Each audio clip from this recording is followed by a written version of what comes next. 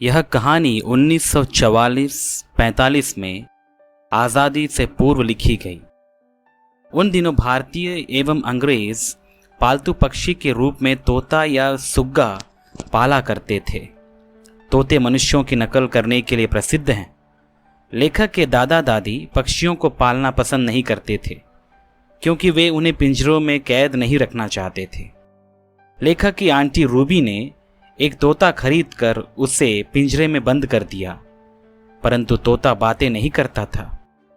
उन्होंने उसे सिखाने की बहुत कोशिश की पर सब बेकार गया। एक दिन जब आंटी ने अपने चेहरे को पिंजरे से लगाया तो तोते ने उसका चश्मा झपट लिया। आंटी से यह बर्दाश्त नहीं हुआ और वे तोते को भला बुरा कहने लगी। रूबी आंटी में सब्र नहीं था और वे जल्दी क्रोध में आ जाती थी। जब उनके तोते ने उन्हें कोई प्रतिक्रिया नहीं दी तो वे और नाराज हो गई।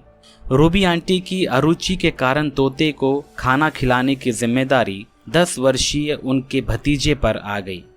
उसका तोते के साथ एक रिश्ता सा बन गया। वह तोते को उसकी पसंद के साथ अपनी पसंद की चीज़ें भी खिलाता था, जैसे आम। बाला को तोते से हमदर्दी हो गई थी। वह समझ गया कि तोता क्या महसूस करता होगा। एक दिन उसने किसी को सामने ना पाकर पिंजरे का दरवाज़ा खुला छोड़ दिया। तोते के उड़ जाने के बाद वह कोई और पक्षी पालना चाहती थी जिसे वह बातें करना सिखा सके। कुछ दिनों बाद तोता वापस आ गया। उसने रूबी आंटी को देखकर वही बुरी बातें बोली जो वह उसे कहती थी। रूबी आंटी तोते के मुंह से ये शब्द सुनकर शर्मसार हो गई।